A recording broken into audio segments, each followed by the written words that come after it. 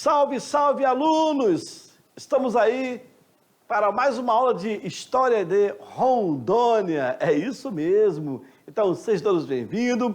Abram o caderno, coloquem a data de hoje e logo daqui a pouco eu passo para vocês o título da nossa aula, tá bom? Então, na História de Rondônia, você vai aprender um pouco de tudo. Como surgiu o nosso estado, os principais personagens, vamos falar sobre Caceterita, sobre a BR-364, Marechal Rondon, Jorge Teixeira, a Caçambara dos Cutubas, olha que legal. Então, temos vários temas para nossas aulas de história. Então, estamos chegando no final do ano com essa aula de História de Rondônia, que também já prepara vocês para um futuro concurso público. É isso mesmo. Então, fiquem atentos e saiam comigo no quadro. Vamos lá. Vamos saber qual é a aula de hoje?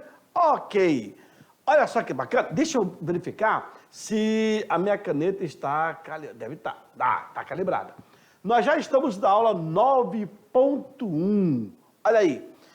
Na aula de hoje, eu irei falar sobre a navegação no Rio Madeira e também a abertura do Amazonas, a navegação internacional.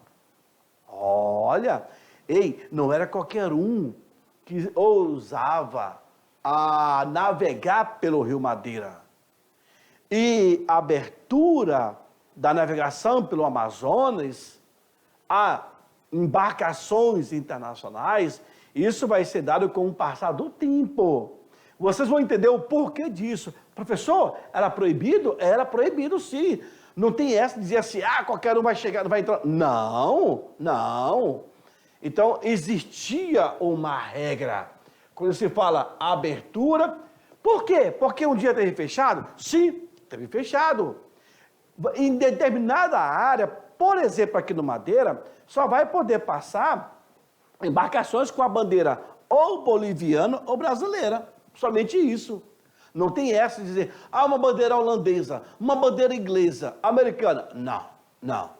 Nós temos relatos de pesquisadores americanos, ingleses, holandeses, que inclusive subiram Madeira, indo até no Chacos bolivianos. Olha aí, Eduardo Mendes é um deles que acaba tendo essa trajetória.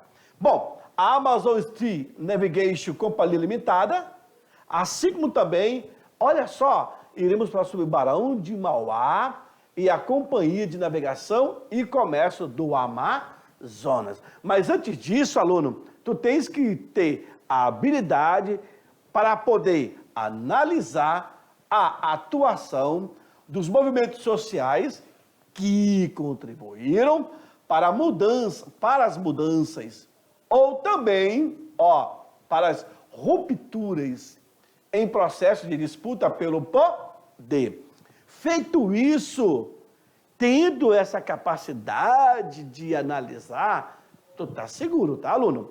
E aí eu começo com algumas embarcações a vapores que atracavam aqui em Porto Velho, mais especificamente ali em Santo Antônio. A Aripuanã e, ao mesmo tempo, Leopoldo Pérez, uma embarcação gigantesca.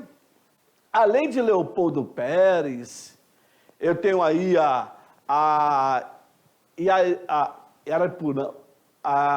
Arapuanã, eu tenho também Lobo da Almada, Augusto Montenegro e a Chata Cuiabá. Eram várias embarcações que por aqui passavam. Quando você via-se o grandioso Leopoldo Pérez, a minha mãe dizia, né? Era embarcação muito grande, destacava, né? Nessas nossas paragens. Certinho? Bom, vamos lá, avançamos então. Como é que se deu essa abertura? Durante todo o século XIX, a navegação pelo trecho encachoeirado do Rio Madeira vai ser realizada por bolivianos, tanto para exportação e importação. Mas de quê? Dos gêneros necessários à indústria extrativista. quanto para o escoamento dos produtos agrícolas e pecuários provenientes ali da região do Beni.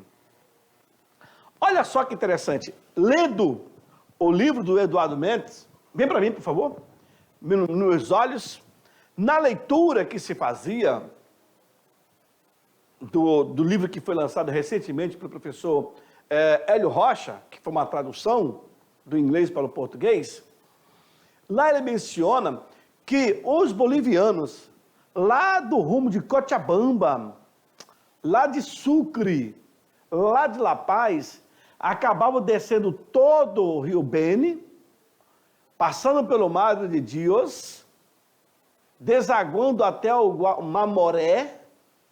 Do Mamoré, eles vinham e passavam alguns trechos encachoeirados entre Mamoré e Madeira, e seguindo do Madeira pelo rio Amazonas até chegar em Belém. Esses bolivianos que vinham da região do Alto Beni, eles compravam víveres em Belém e vinham com esses alimentos, com esses produtos, até na sua área.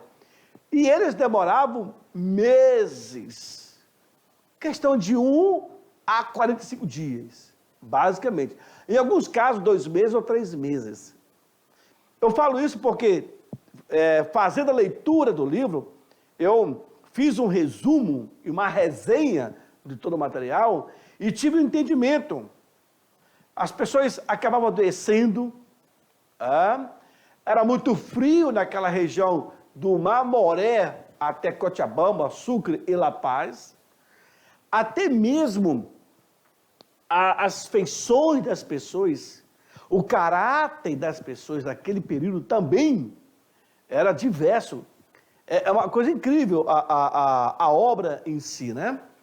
Que, na verdade, é um engenheiro da Estrada de Ferro André Mamoré, que no ano de 1873 para 74, a Público Works não deu certo no empreendimento, que foi de 1872. Aí esse engenheiro em 73 ou 74, ele fez essa viagem de volta pela Bolívia. E lá ele constatou muitas coisas.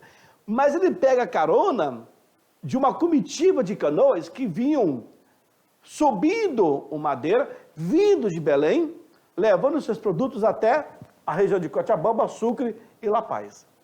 Então, assim, era um trabalho ciclópico. Pequenas embarcações, não eram batelões, não eram navio a vapor, eram canoas enormes, cheias de mantimentos, para poder revender no lugar deles, tá bom? Então, assim, é uma história muito, muito, muito, muito fantástica. Por isso que a ideia da navegação pelos rios tinha o objetivo de trazer ou importar os gêneros necessários para a indústria extrativista, certo? Mais imagem de embarcação, aqui no porto do Caínágua, ok? A quina ou a cascarrilha, ela provinha da província de Calpulicã, ok? De onde o produto era transportado até Réis. Nossa, esse meu produtor, ele é muito top, olha só. Olha o que ele acabou fazendo com o nosso cenário. Eu vou amar. Ficou muito, muito, muito, muito lindo. Perfeito, perfeito. Sem palavras para agradecer. Olha só. Lindo. Ok. Parabéns, parabéns.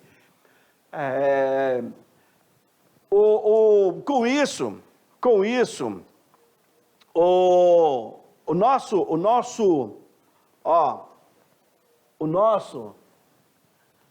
nosso aluno, ele vai entender que a ideia de trazer víveres lá de Belém para a nossa região, isso era um trabalho ciclópico. Não era para qualquer um que fazia isso, certo? Então, na verdade, o que vai acontecer é que havia necessidade, ou você abre para a navegação, e embarcações de alto calado, porque senão, olha só a dificuldade que se tinha de trazer alimentos de Belém. Muitas vezes, eles levavam o produto para revender em Belém e de lá trazia mantimentos para as suas casas. Incrível, né? Pois é, assim mesmo aconteceu, tá bom? Joga na tela, vamos lá. Perfeito. Os produtos transportados até Réis e Acuma, e daí até o rio Mamoré, seguindo pelo rio Madeira. Gente, os rios eram as estradas. Os caras já sabiam que havia a navegabilidade por esses rios. Então, o que eles vão fazer é constatar essa possibilidade. Olha, dá até para fazer comércio com os caras. Dá até para fazer comércio com esses caras. Ok? Olha lá. Mais embarcações do nosso porto. Veja só para vocês, vem para mim. Quando a embarcação chegava até em Santo Antônio, na verdade, ali existia um pedral. Olha só, a embarcação dos comércios que está passando, também embaixo da nossa ferrovia, as embarcações de alto calado que chegavam em Santo Antônio, não ancorava próximo das pedras, porque era muito arriscado. Com isso, daí a necessidade de descer 7 quilômetros, onde é hoje o Cainago, e ali onde também é o nosso complexo ferroviário, e ali começa, então, toda a construção da estrada de ferro Madeira Mamoré. E no entorno é que vai também surgir Porto Velho. E isso é importante porque você vê que o projeto inicial, que era para ter começado lá em cima, não deu certo porque a dificuldade de chegar às grandes embarcações. E na imagem que vocês estão vendo, desses barcos a vapores, de alto calado, tinha também ali, inclusive, um porto que, ao receber a carga, e logo vinha direto para a estação. Tá certo? Joga na tela. Vamos lá, continuando. Beleza? Ok. A Bolívia, a Bolívia é o seguinte, presta atenção. A Bolívia, olha aí, ó, tá bom? A Bolívia exportava a maior parte de sua produção pelo Oceano Pacífico. A via do Madeira era de fundamental importância. Claro! Para quê, professor? Para o comércio. Isso lá do noroeste boliviano, pois o Atlântico estava mais próximo deles. Mas eles teriam, na verdade, eles vão perder lá na frente essa saída para o Chile, né? Para o Chile. Por isso que a ideia da Bolívia ficava mais curto para eles passar por aqui. A maior parte da sua produção pelo Oceano Pacífico. A via do Madeira é de fundamental importância para o comércio do noroeste boliviano. Então, tanto lá por cima como aqui por baixo, era fundamental. Só que lá em cima, eles vão perder a saída para o Chile, como eu falei. Então, começa aqui por baixo. E eles vão fazer isso. Certo? E a navegação acaba se sustentando pelo fato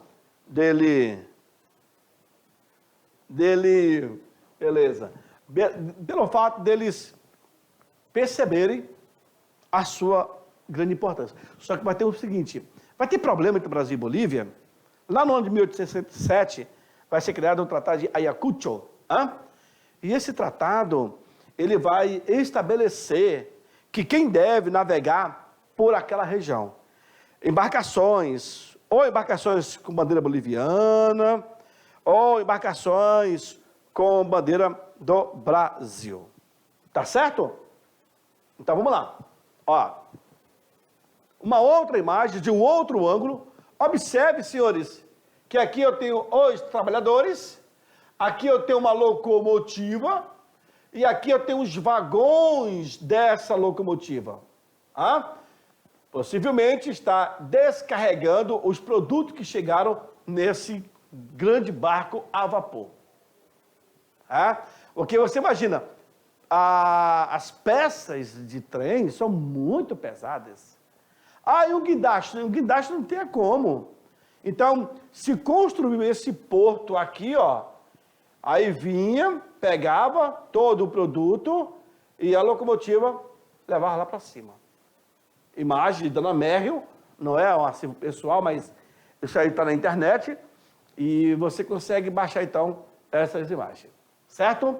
Os produtos da região do Beni e do Madeira, eles eram transportados em canoas para o porto de Serpa, que fica lá em Itacoatiara.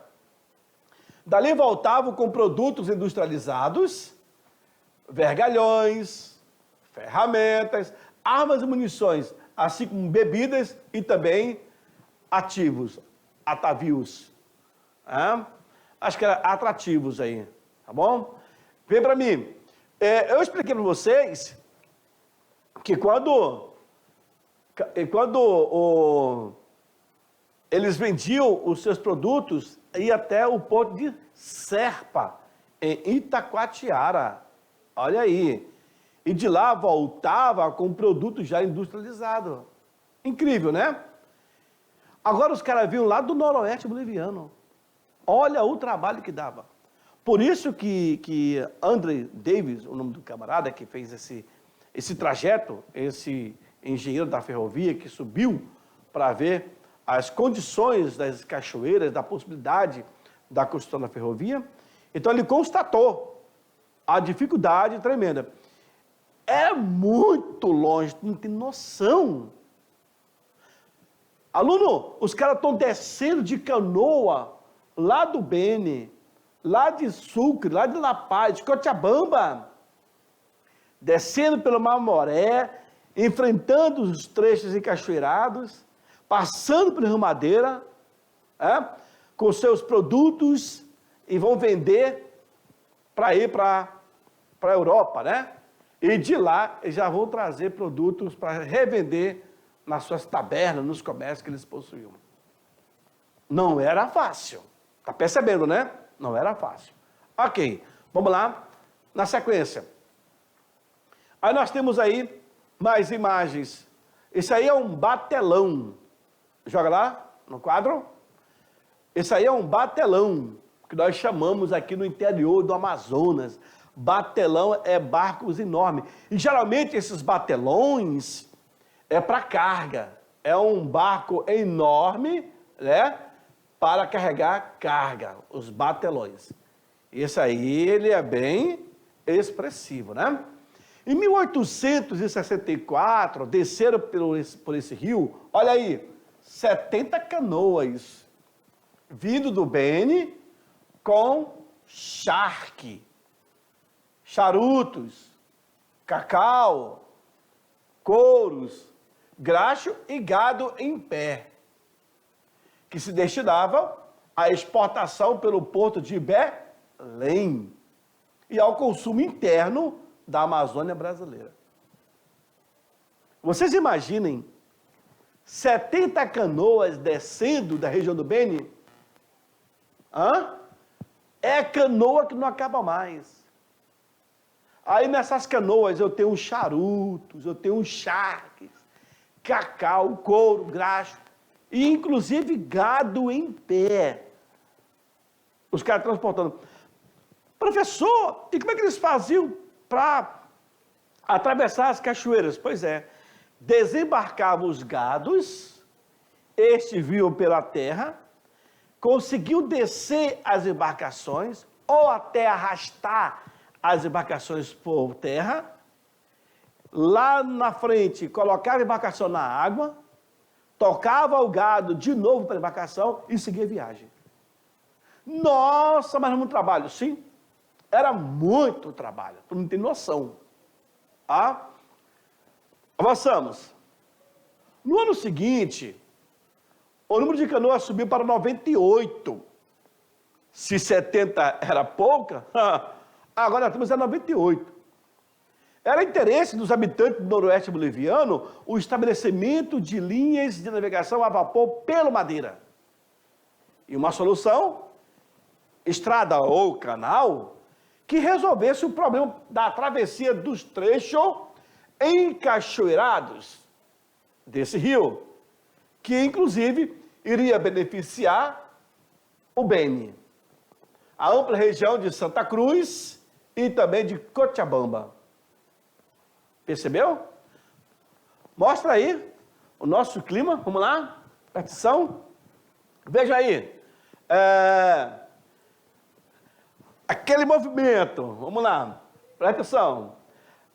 Com isso, vejam, 70 canoas.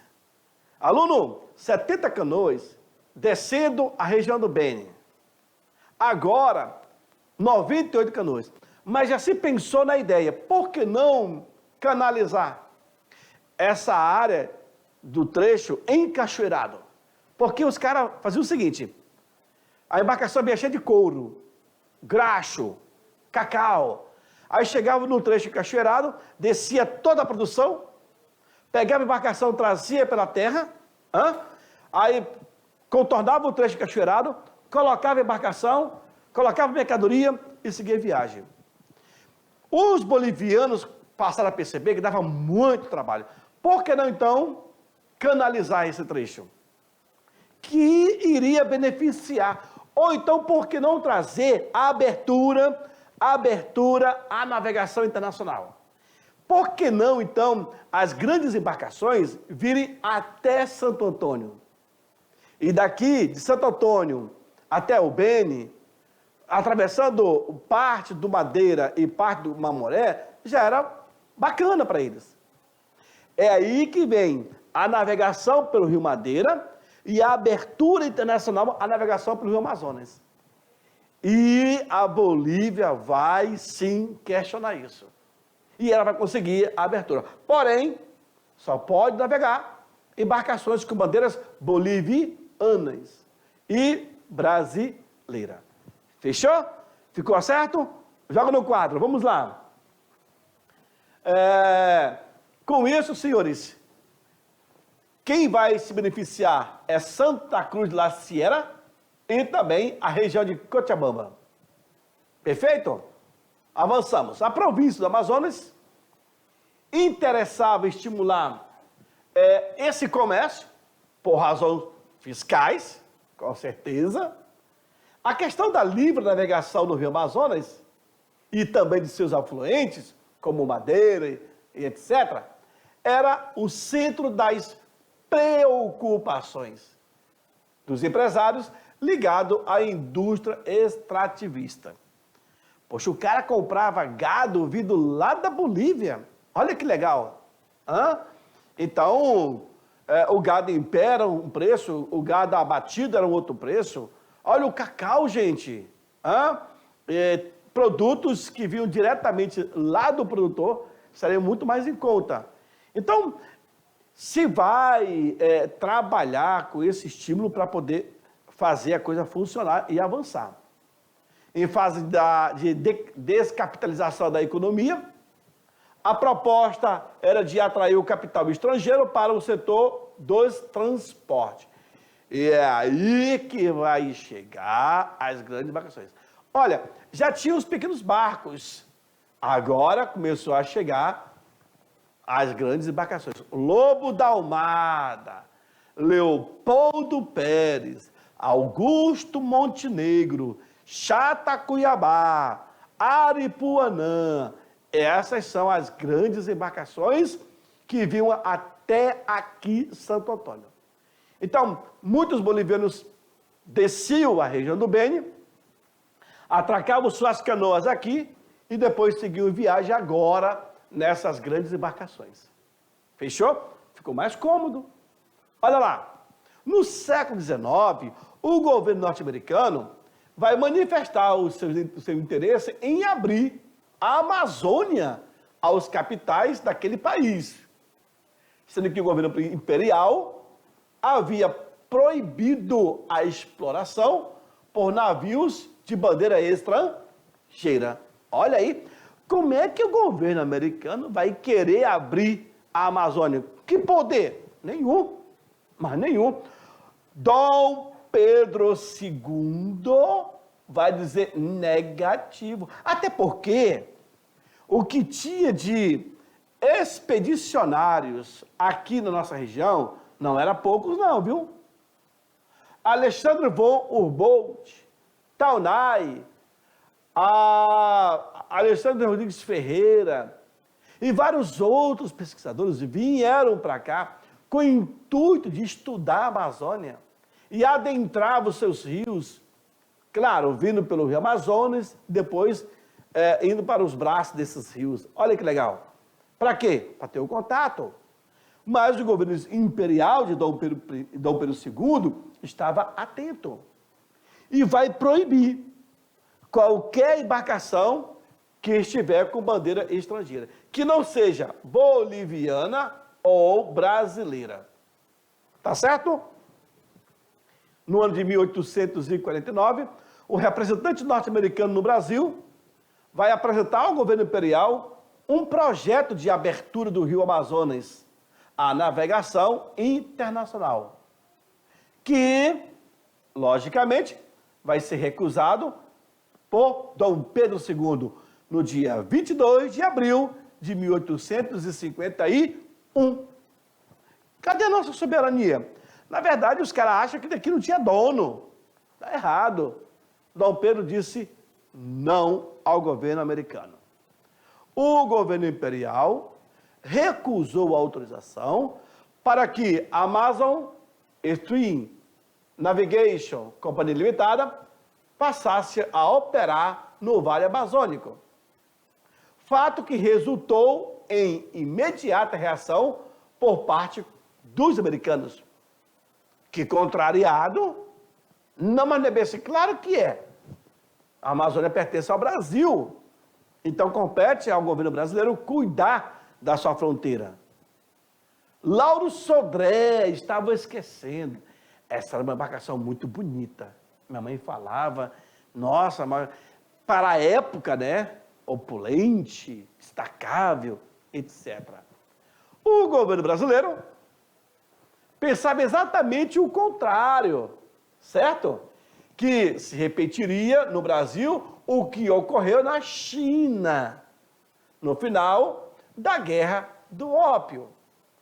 Artigos publicados em jornais sustentavam as riquezas naturais da Amazônia, que mereciam ser exploradas pela civilização. Pô, chamou a gente de índio. Os jornais americanos diziam que havia muita riqueza na Amazônia e precisaria ser explorada pela civilização. E nós éramos o quê? Através da conquista científica, econômica e política. E aí que se justifica a entrada de pesquisadores naturalistas, como eram chamados. Justifica a entrada desses naturalistas na nossa região. Tá certo? A recusa do governo imperial vai dar motivos para que a campanha de Mauri crescesse em intensidade. O governo brasileiro, então, enviou documento a Washington para que Teixeira de Mello, considerando o fato uma ameaça à soberania brasileira. Tá ficando doido? O Brasil tem poderes sobre suas terras, sobre suas fronteiras e etc. O que não pode simplesmente o governo falar, vamos precisar explorar. Não, não é assim. Aqui tem lei. No ano de 1851, os tenentes William Levis Erdon e Landner Gibbon, da Marinha Americana, viajaram pelos rios Amazonas entre o ano de 1851 a 52. Olha só, com qual objetivo? Investigar as possibilidades de utilizar a região para transmigrar a escravidão dos Estados Unidos para a Amazônia. Não, professor, é isso mesmo que eu vi? É. Os Estados Unidos pensou na possibilidade de trazer negros escravos para a região da Amazônia. Transmigrar. Olha aí, não vai dar certo. No dia 27 de janeiro de 53, o presidente boliviano Manuel Isidoro Belzo negociou com os americanos o traslado dos negros recém-libertos para o norte da Amazônia e abriu os rios do noroeste boliviano à navegação internacional. Concessões de terras também foram dadas, a título de estímulos, concessões de terras para aqueles que quisessem explorar aquela região. Ei, tu foi? Foi nada. Noroeste boliviano, os caras vinham de lá, passando pelo Mamoré, Madeira, Amazonas e embora. O governo boliviano deu condições. Tu quis? Quis nada, rapaz. Presta atenção.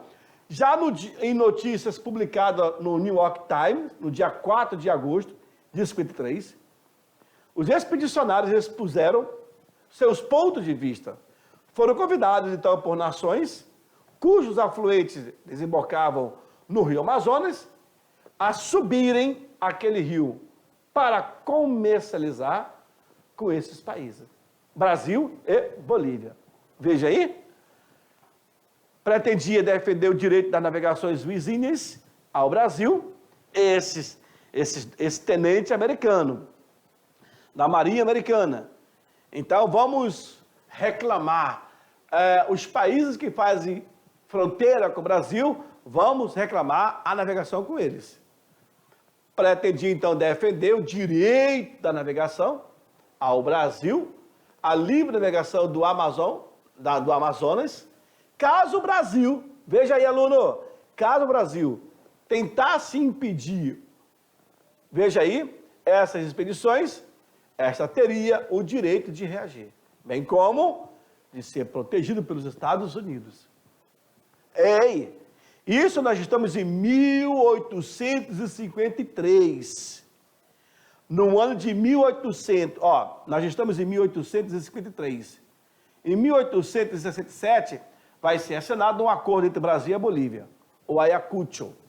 O acento ameaçador dessas declarações fez com que o Departamento de Estado americano se manifestasse, desautorizando o porta-voz da expedição.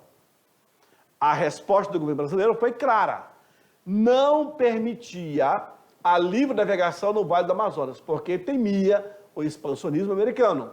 Pois no Panamá, por onde passara, deixou clara a sua intenção de apropriar-se daquele território. O governo brasileiro temeu igual que acontecesse. Firmando uma posição sobre o assunto, o governo brasileiro decretou o monopólio da navegação. Em 52, aceitou uma oferta de 160 contos de réis e um monopólio com duração de 30 anos da exploração da navegação do rio Amazonas por Mauá, que fundou a Companhia de Navegação e Comércio do Amazonas. Essa empresa constitui-se por parte de capital investido pelo próprio Barão de Mauá e o restante através da compra de ações pelo comerciante de Belém e de Manaus. Foi esse o meio encontrado pelo governo para reagir às pressões estrangeiras para proteger o território brasileiro. E aí eu fico por aqui e aguardo vocês na próxima aula. Tchau, tchau.